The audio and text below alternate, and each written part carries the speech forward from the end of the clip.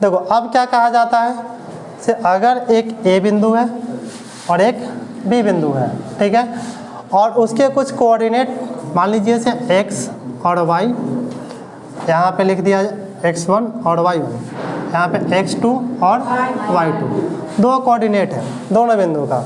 इसमें बताया जाएगा से अगर कोई एक बिंदु हम ले लेते हैं, अब कहाँ लेते हैं उसका पता नहीं है, एक बिंदु ले लेते हैं और उस बिंदु का अगर कोऑर्डिनेट, उस बिंदु का अगर कोऑर्डिनेट x है और y है, और वह बिंदु इस लाइन को जो कि ए और बी पॉइंट है इससे जो लाइन मिल रही है उसको अगर कहा जाए तो 2 रेशियो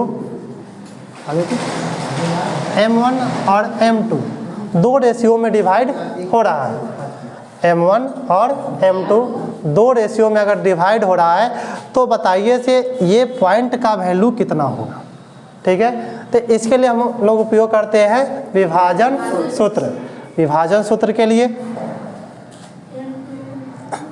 अगर x कोऑर्डिनेट का लेना है, x कोऑर्डिनेट का, तो इसके लिए क्या होगा, इसके लिए m2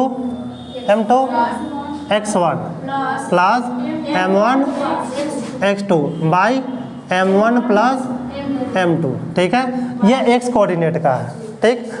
और y कोऑर्डिनेट का लिखना हो तो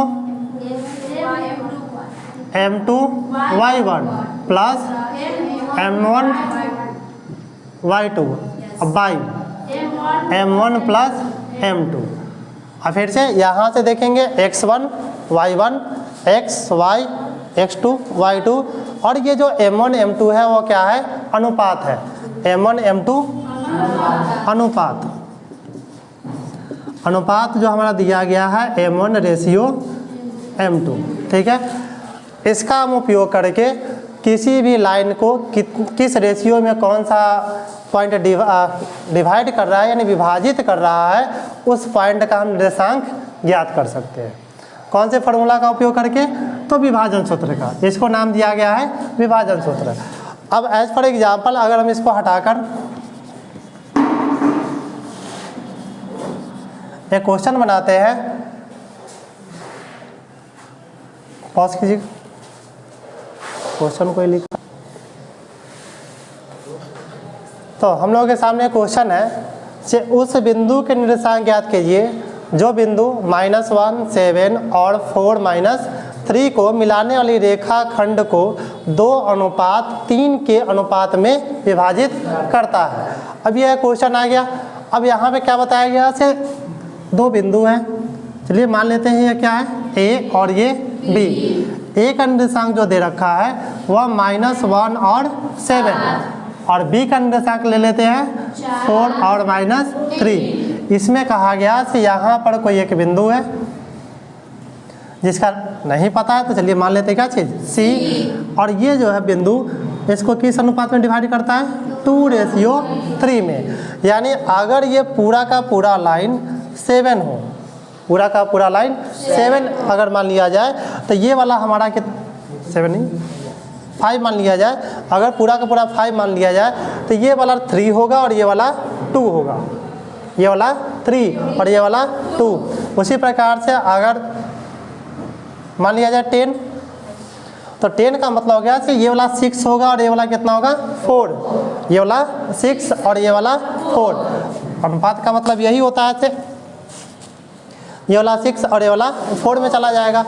फिलहाल हम लोग विभाजन सूत्र का उपयोग करके हम सी बिंदु का निर्देशांक हम ज्ञात कर सकते हैं। अब कैसे करेंगे, तो विभाजन सूत्र से पहले तो मान लेंगे, माना क्या चीज़, x1 equal to -1, x2 equal to 4, फिर उसके बाद y1 इक्वल टू 7, फिर उसका y2 इक्वल टू -3।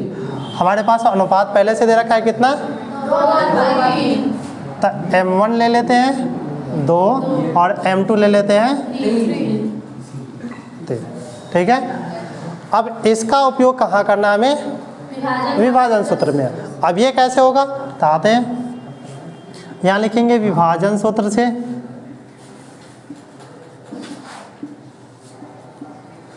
सबसे पहले क्या डालना है, m2 x1, तो m2 हमारा कितना है 3, x1 कितना है, तो इसको जब डालेंगे तो ब्रैकेट में डालेंगे। अगर साइन दो एक साथ साइन लेना रहता है तो एक साइन को ब्रैकेट में लिखना है। उसके बाद प्लस m1 x2, तो m1 कितना है 2 और x2 कितना है 4, तो 2 multiply 4 by m1 plus m2, तो m1 प्लस m2 2 प्लस 3, ठीक है। ये हम किसके लिए लिखे हैं, x के लिए। अब y वाला कॉमा डाल के इसी में डालेंगे, y के लिए m2 y1, तो m2 कितना है 3 multiply y1 7 plus m1 y2। अब इसका 2 मल्टीप्लाई माइनस में 3 अब बाई 2 प्लस 3 वही m1 प्लस m2। सॉल्व करेंगे 3 1 जा 3 माइनस प्लस 4 2 जा 8 बाई 3 2 5। इसकी बारी 3 7 जा 21, इसको मल्टीप्लाई कर लो माइनस 6 बाई 5। इसमें से ये माइनस होगा कितना आएगा 5 बाई 5, ये फिर से माइनस होगा 21 में से 6 गया 21 में से 6 गया 15, कितना 15 होगा, ठीक है 15 अब बाई 5 से 5 कैंसिल 1 टाइम में, 5 से 15 कैंसिल 3 टाइम में। अब लास्ट में हमारा जो कोऑर्डिनेट प्राप्त होगा वह 1 फिर उसके बाद 3, ये हमारा आंसर आ जाएगा। और लास्ट में क्या लिखना है, लास्ट में हमको जो क्वेश्चन पूछा है उस बिंदु का निर्देशांक ज्ञात कीजिए। तो यह बिंदु कौन सा है, -1 और 3। लास्ट में हमारा आंसर बनेगा, यहाँ पे देखा जाए लास्ट में आंसर बनेगा से 1 और 3 वह बिंदु है जो बिंदुओं -1 7 और 4 -3 को 2:3 में विभाजित करता है।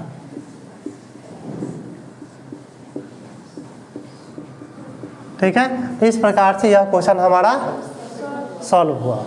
तो जब भी हमें कोई कोई क्वेश्चन आता है से भाई बताना है से किस अनुपात में विभाजित करता है, तो उसके लिए हमको कौन सा फॉर्मूला का उपयोग करना होगा, विभाजन सूत्र का। ठीक है।